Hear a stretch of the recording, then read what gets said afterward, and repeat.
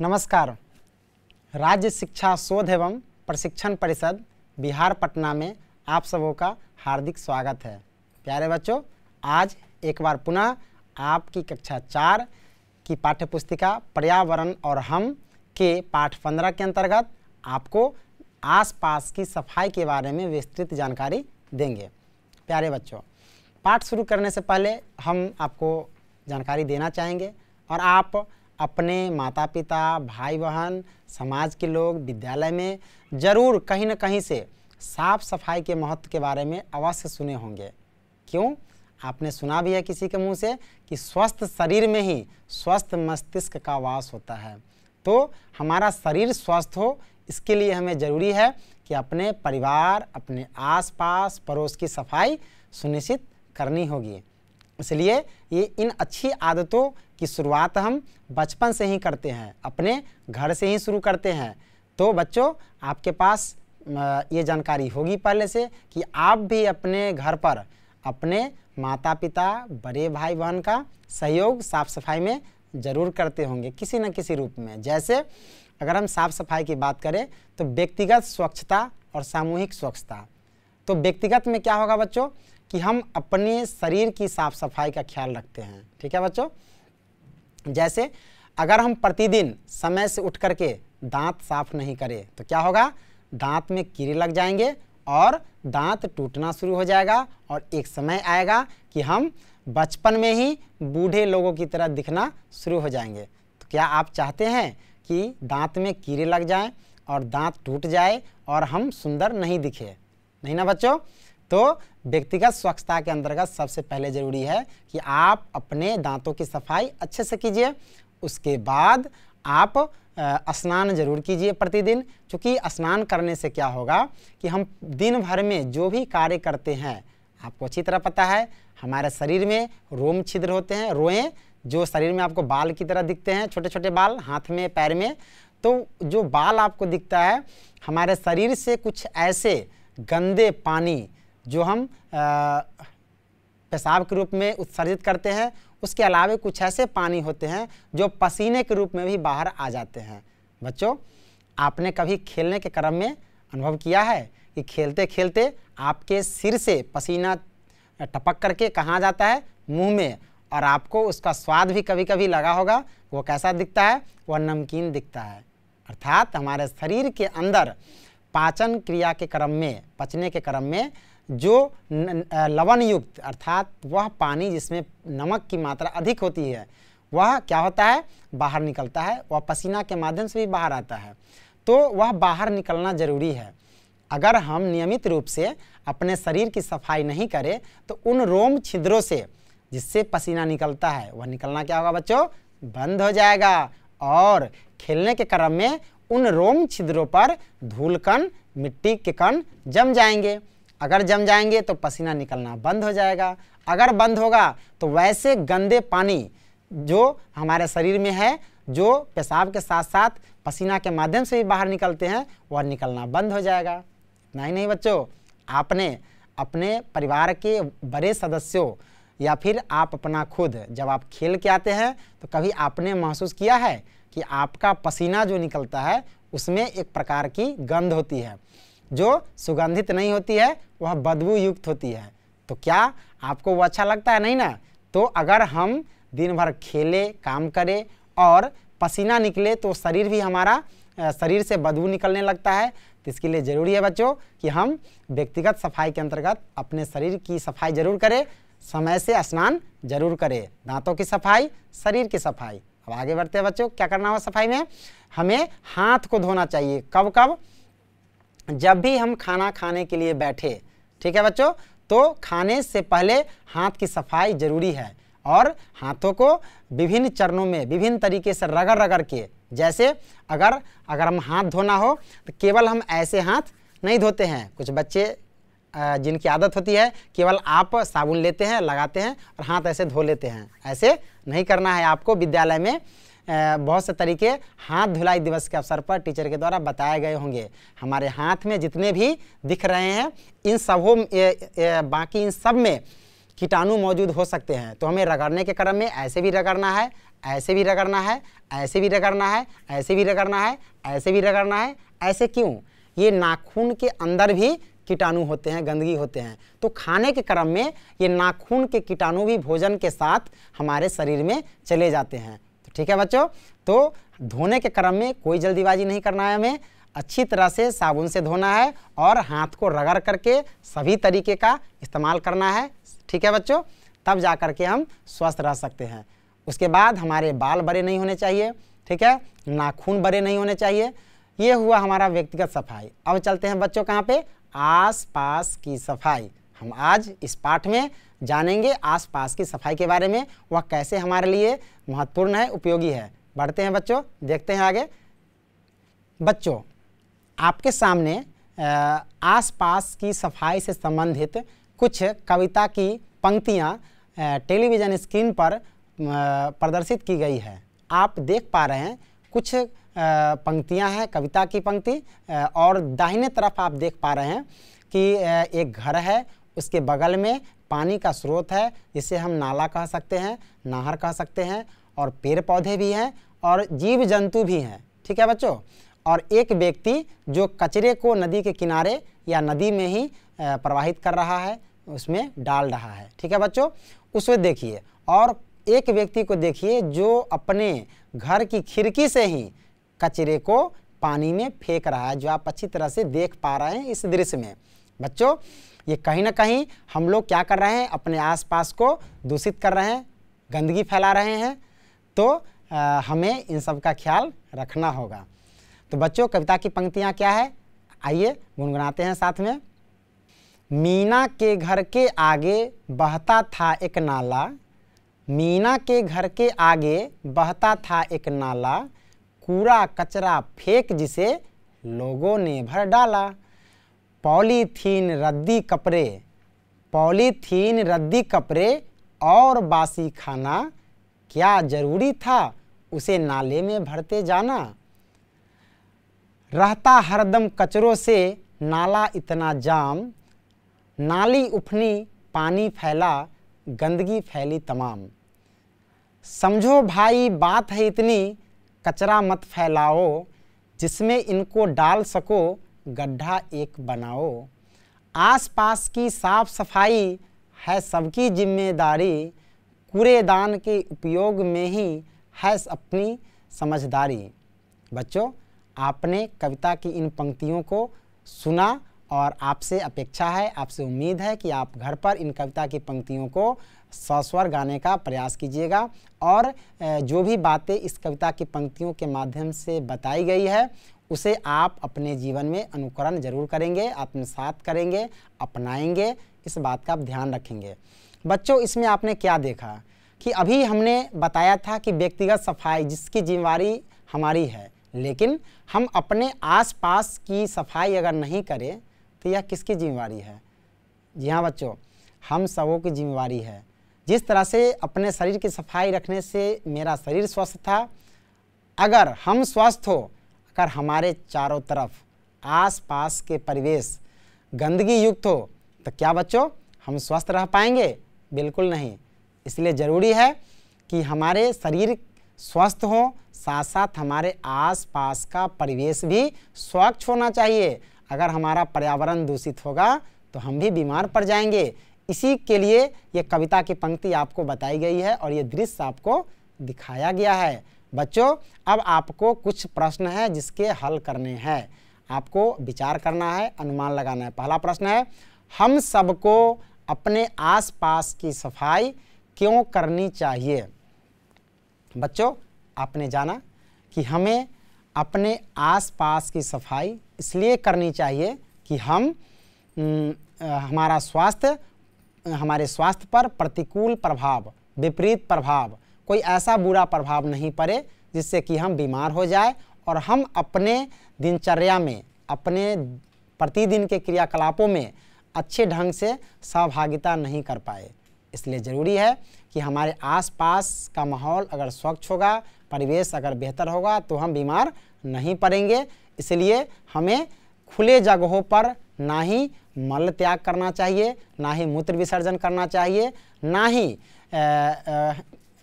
नाले में घर के कूड़े कचरों को डालना चाहिए। आपने क्या देखा कि मीना के घर के आगे बहता था एक नाला। ठीक है बच्चों, वो मीना का घर है जो आप तस्वीर में देख पा रहे हैं, और उसके घर के आगे जो दिख रहा है वो क्या है, एक नाला है। और उस नाला में क्या हुआ, कूड़ा कचरा फेंक जिसे लोगों ने भर डाला, अर्थात उस नाले को लोगों ने कूड़े कचरे को फेंक करके भर डाला। जानते हैं बच्चों, घर के आसपास नाला क्यों होता है?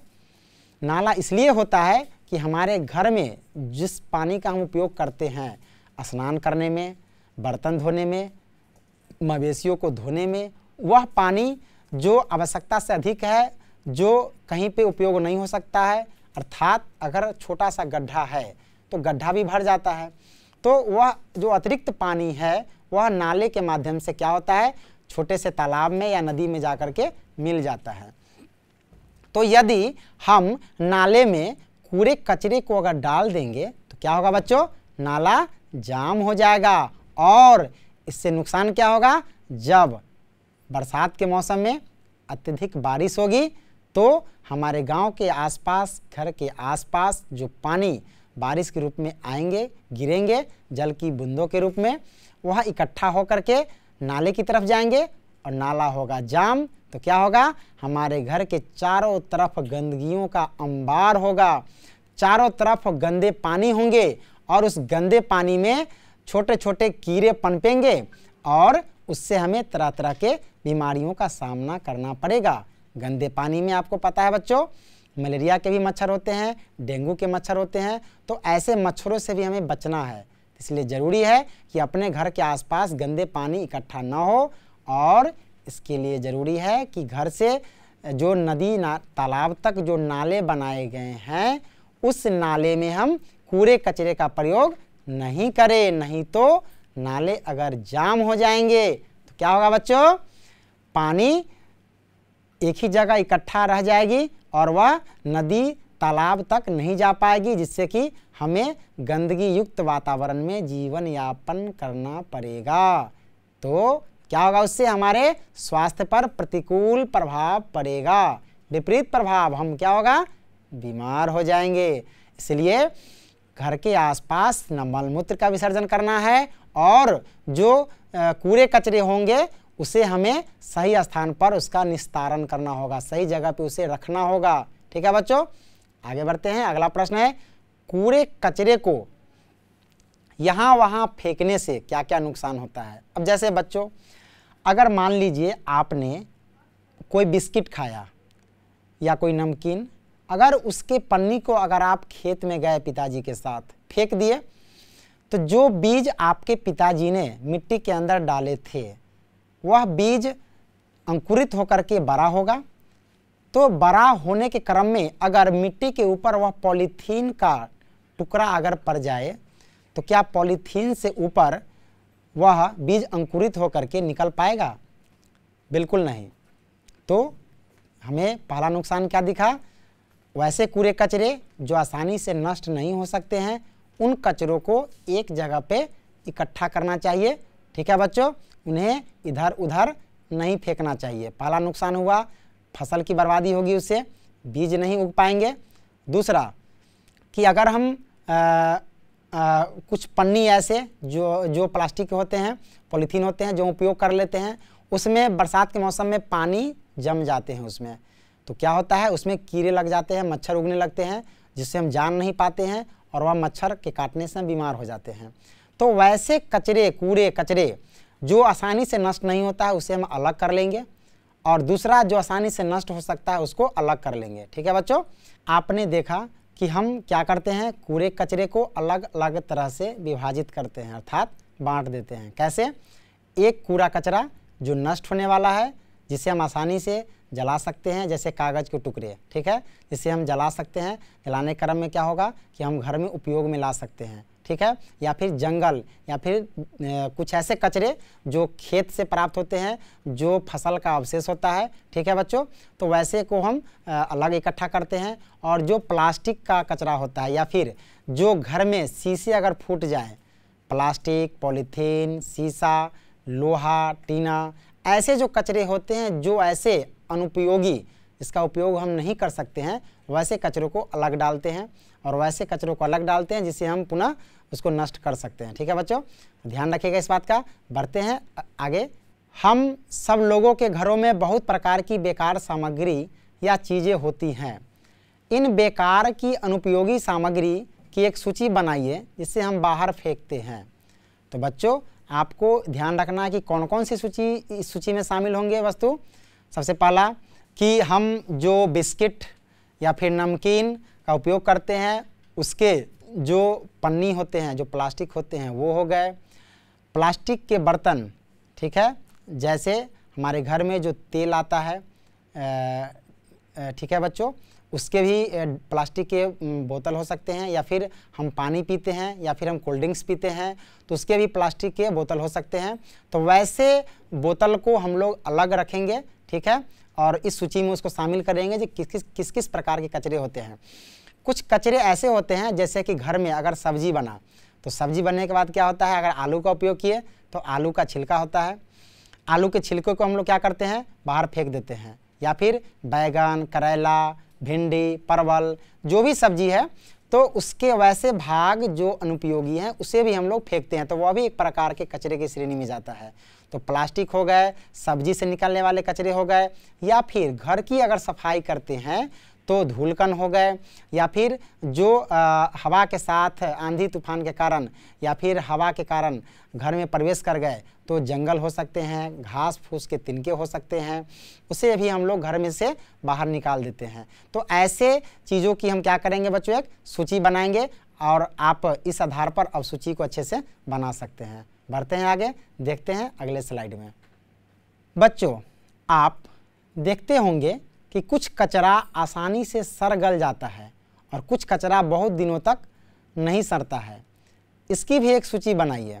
ठीक है बच्चों, पहला सूची जो सड़ने वाला कचरा हो। सड़ने वाला कचरा जैसे मान लेते हैं घर में वैसी सामग्री जिसका आप जैसे फल हो गए, सब्जी हो गए, ठीक है बच्चों, तो ये ऐसी सामग्री है जो अत्यधिक दिन तक रखने पर इसमें गंध आने लगते हैं और यह सड़ जाते हैं। तो ऐसे सड़ने वाले कचरे को हम लोग अलग रखेंगे, और जो नहीं सड़ता है जैसे प्लास्टिक, शीशी, बोतल, लोहे के टुकड़े, लकड़ी के टुकड़े, ऐसे जो नहीं सड़ने वाले हैं उनको क्या करते हैं हम लोग अलग रखते हैं। अगला प्रश्न है हमारा, आप अपने घर से निकलने वाले कूड़े कचरे का निपटारा कहाँ करते हैं?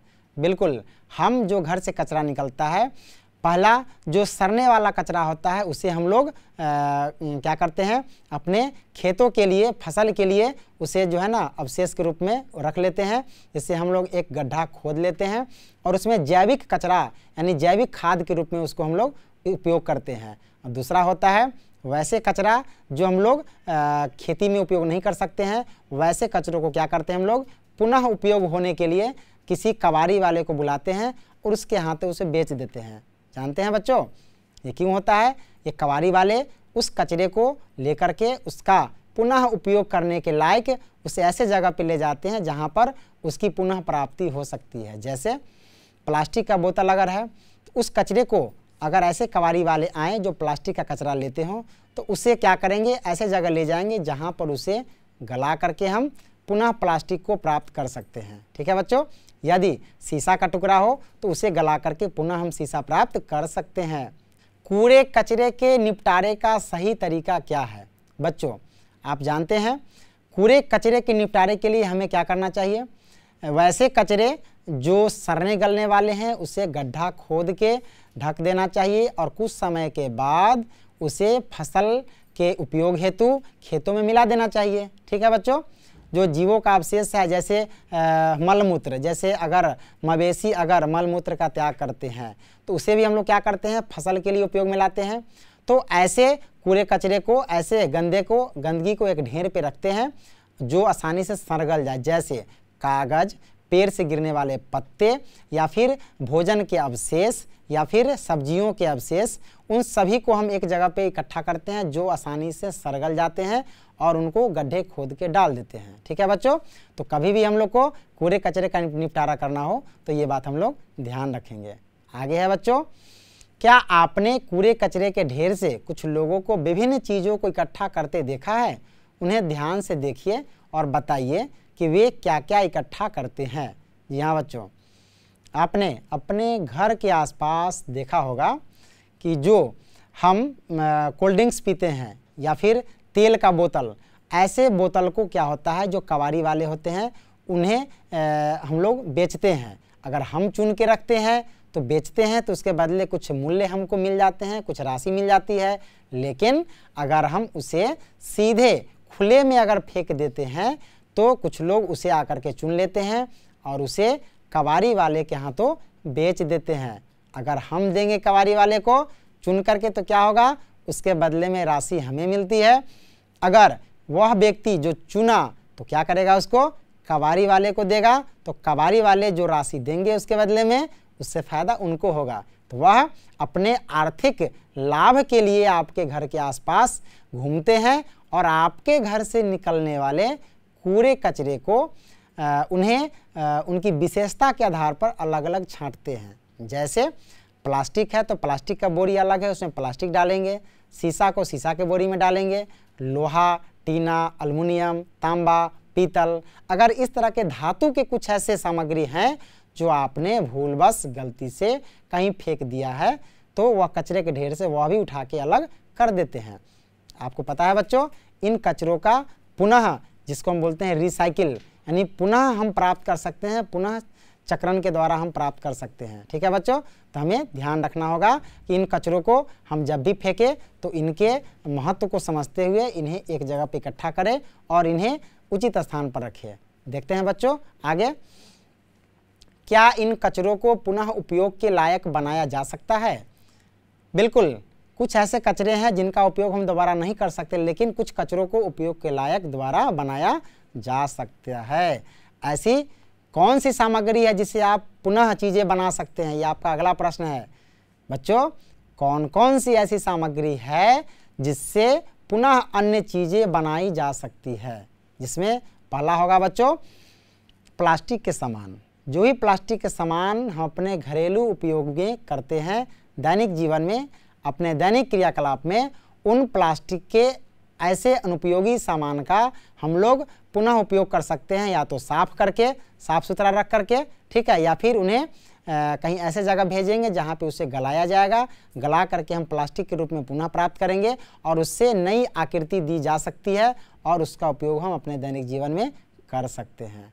अगला प्रश्न है बच्चों आपके लिए, आप अपने आसपास एवं विद्यालय को साफ सुथरा रखने हेतु कौन कौन से कार्य करेंगे?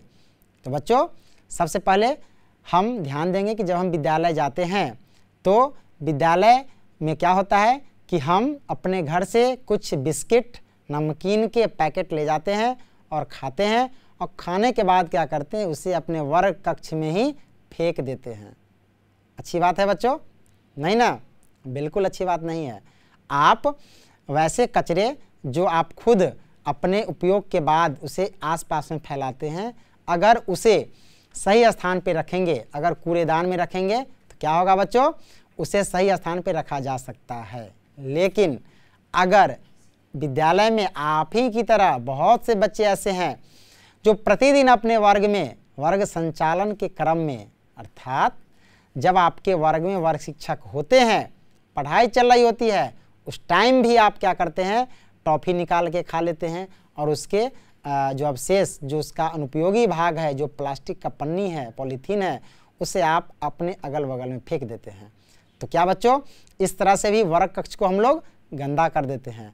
तो इसके लिए क्या करना होगा, अपने जीवन में अच्छी आदतों का शुमार करना होगा। उन अच्छी आदतों में क्या है, हम अगर खुद गंदगी लगाते हैं तो उसकी सफाई भी करें। ठीक है बच्चों, इतना ही नहीं, हम गंदगी लगाएंगे ही नहीं कि उसके लिए हमें उसे पुनः मेहनत करने की ज़रूरत पड़ेगी, अर्थात उसका निपटारा सही स्थान पे करेंगे। जैसे अगर आप केला खा लेते हैं, क्या करते हैं, केले का छिलका इधर उधर फेंक देते हैं, रास्ते पर फेंक देते हैं। क्या आपको पता है, केले पर अगर आपका पैर पड़ जाए तो फिसल करके आप गिर जाइएगा और क्या होगा बच्चों, आप गिरने के बाद अस्वस्थ हो जाइएगा, बीमार हो जाइएगा। ठीक है बच्चों, तो आप विद्यालय में अगर साफ सुथरा रखना चाहते हैं तो पहले अपनी आदतों में सुधार लाना होगा और अपने सहपाठियों, सहयोगियों, अन्य बच्चों को भी ये जानकारी देनी होगी कि बच्चों हम अपने आसपास के परिवेश को साफ रखेंगे।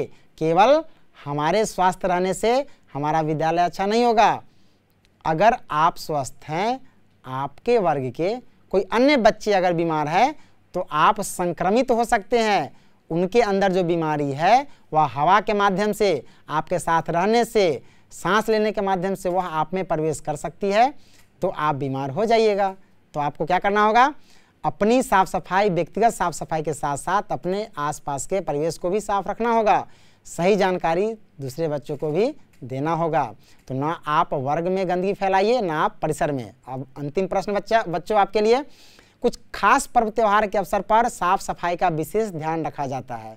उस समय कूड़ा कचरा कम दिखाई देता है, उसके नाम लिखिए। बच्चों आप जानते हैं कुछ ऐसे खास पर्व त्योहार, ऐसे तो हर पर्व त्योहार में हम लोग अपने घर की साफ सफाई करते हैं, लेकिन वर्ष में एक बार दीपावली का त्यौहार मनता है, जिसमें आप लोगों ने ध्यान से देखा होगा कि आपकी माँ, आपके परिवार के बड़े सदस्य उस कचरे की सफाई करते हैं। ठीक है बच्चों, तो उस कचरे में क्या क्या होता है आपने ध्यान दिया होगा। घर में उपयोग होने वाले तेल के बोतल, उसके बाद अगर बीमार पड़ गए कोई सदस्य तो दवा, जिसमें हम दवा का उपयोग करते हैं, उस दवा का बोतल हो सकता है। ठीक है बच्चों, अगर कपड़ा खरीद के लाते हैं तो कपड़ा के लिए जो पॉलीथीन का उपयोग होता है वह हो गया, या फिर बड़े बड़े प्लास्टिक के वैसे बर्तन जो किसी कारण से फूट गए, या फिर शीशा जो टूट गया, वह आपका वर्ष में एक बार हम लोग निकालते हैं। तो ये सब उन सामग्रियों की सूची है जिसके आधार पर हम कह सकते हैं कि ये वर्ष में एक बार कम मात्रा में निकलते हैं, इसका निपटारा करना आसान होता है। तो प्यारे बच्चों, आज आपने जाना आसपास की सफाई के बारे में। उम्मीद है आपको बहुत अच्छा लगा होगा और आप आज के बाद अगर अपनी आदतों में इस आधार पर सुधार लाते हैं तो आप भी स्वस्थ रहेंगे और आपके परिवार के लोग भी स्वस्थ रहेंगे और आपके आसपास का परिवेश भी स्वस्थ और खुशहाल होगा। तो हम कह सकते हैं कि हम सुधरेंगे तभी जग सुधरेगा। तो पहले हम अपनी आदतों में सुधार लाएं, तब दूसरों को ही बताएं। ठीक है बच्चों, आज के लिए इतना ही। मिलते हैं आपकी कक्षा में अगले सत्र में, अगले विषय के साथ, अगले टॉपिक के साथ। तब तक के लिए धन्यवाद।